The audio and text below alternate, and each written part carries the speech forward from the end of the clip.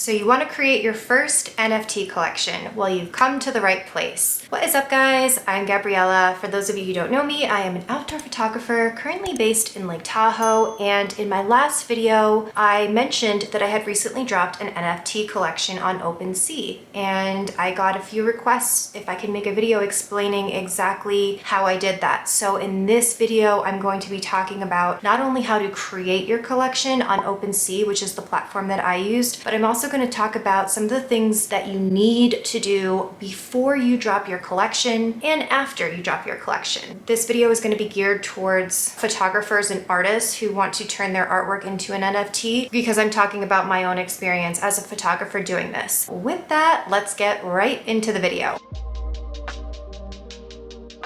The first thing that you need to do before you even think about creating an NFT collection is you need to get on Twitter. Twitter is where the NFT community lives. They're not on Instagram. They're not really on YouTube unless someone's creating a video like this where it's just a how-to informative video. They're on Twitter. There's also Discord and Telegram, but I'm not gonna get into those. When I first got on Twitter, I had never used Twitter before, so it's just the whole idea of it was very unappealing to me. But you know, this is where the party's at. So I created my account, I had 0 followers. For you guys, I would say the best way to do this is to find someone who's in the NFT community. You can use me if you want. Here's my Twitter. And it's also linked in the description below, and then follow that person and then follow everybody who they're following, because all those people are also going to be in the NFT community. And then once you do that, you're going to want to start retweeting their work, commenting on their work, saying nice things, start sharing your own work. And it doesn't have to be work that's going to be in your collection, just your own photos, or if you're a fine artist, your artwork, and just start sharing. After you do that, the next thing you're going to want to do on Twitter is you're going to want to start jumping into spaces. And spaces are essentially rooms. If you've ever used Clubhouse before, this is going to be something very familiar to you. And it's just a room full of your fellow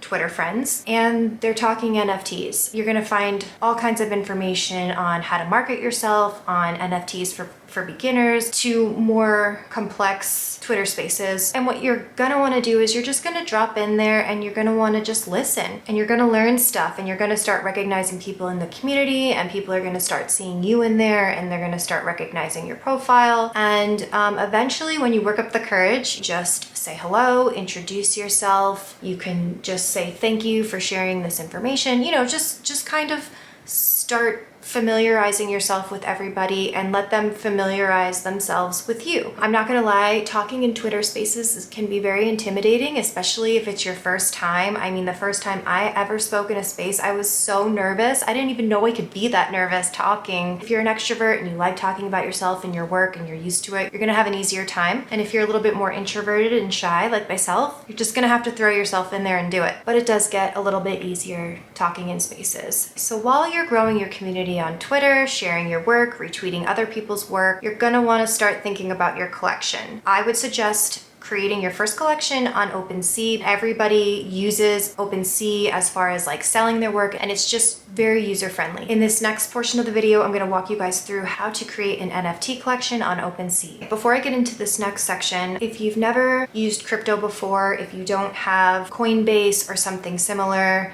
where you've traded and bought crypto, you might be a little bit lost. So I would suggest backing up and watching a video on setting up Coinbase. And also, if you've never created a crypto wallet, I would suggest watching a video on that. I linked a video in the description below about how to set up Metamask. Watch that and then come back to this video, of course. Once you're all caught up, or if you already have Coinbase or Metamask, then you're good to go. Once you connect your Metamask to OpenSea, then you are ready to create your collection. And I'm gonna walk you guys through exactly how to do that.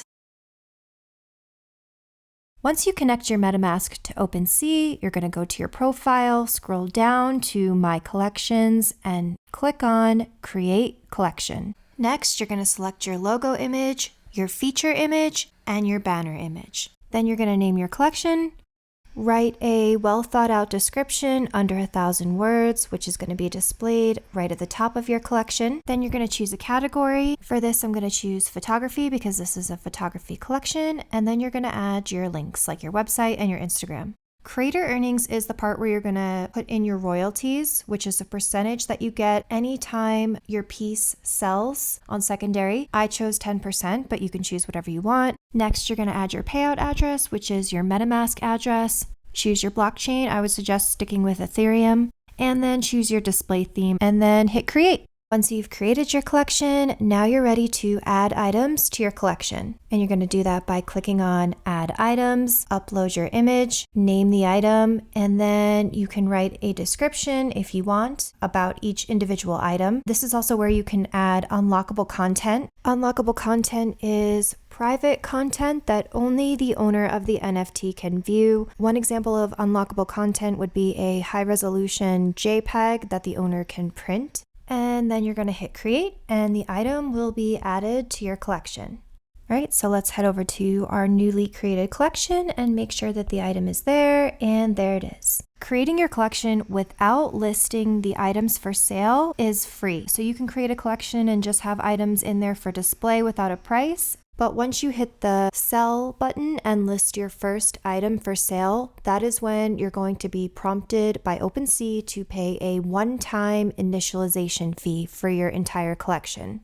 So now what you're going to do after you've built your community, after you've created your collection, now you want to drop your collection. And your first collection is called your Genesis collection. So what you want to do is ask somebody, or maybe you have somebody who offers to do it for you, host a drop party, which is essentially like a gallery opening, and it's a space where you're in there talking about your collection and people are showing up and they're listening to what your collection's about and they're asking you questions. It's just a really nice way to pump up your collection, and if you're lucky, somebody might buy a piece during your drop party. That happened to me, which was really exciting. I've dropped in on other parties and seen people get bought out practically at their drop party. So it can happen. It all depends on how you've marketed yourself and built up your community before you've dropped your first collection. So this is why it's so important to be on Twitter, because the people who are going to be buying your work, sharing your work, and supporting you, that's going to be your fellow photographers and artists along with collectors. And like I said,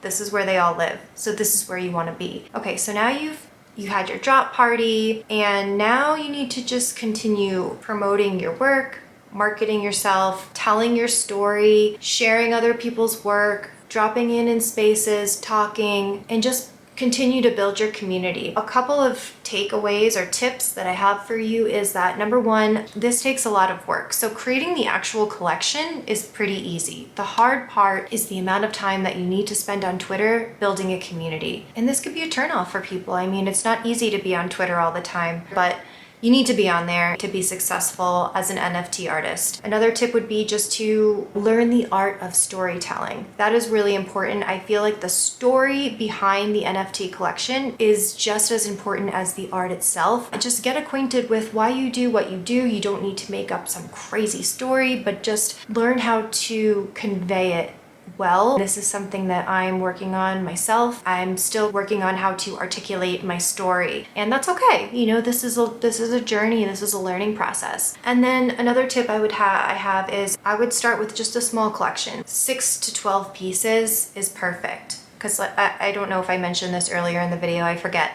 But when I first joined the community, it was like people were dropping these collections of like 50, 60 pieces. That's a lot of work to try and sell. I created a collection of 25 pieces, which isn't huge, but I would have dialed it down. But again, you know, it's a learning process for everybody. I would love to know if you're thinking about dropping an NFT collection. I've also linked my NFT collection in the description below so you can have a look at it or use it as a guideline. I know that there's a lot of videos out there, and I just felt like it might be helpful to have a video by someone who is coming at you as an artist, as a photographer, versus a project-based NFT or a collectible. Hopefully it was helpful to you. I will see you guys in the next video.